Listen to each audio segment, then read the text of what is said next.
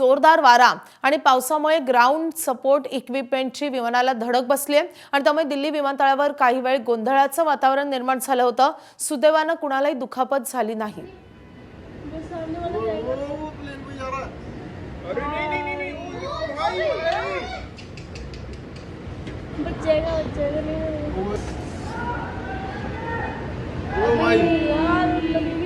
तर नवी दिल्लीमध्ये मुसळधार पाऊस झालेला आहे। वादळी वाऱ्यामुळे विमानाचं नुकसान झालेलं आहे।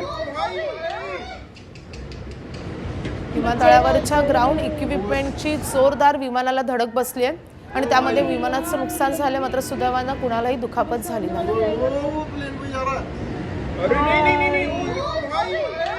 तर या घटनेमध्ये एअर इंडियाच्या 3 विमानांचं नुकसान झाल्याची माहिती मिळते।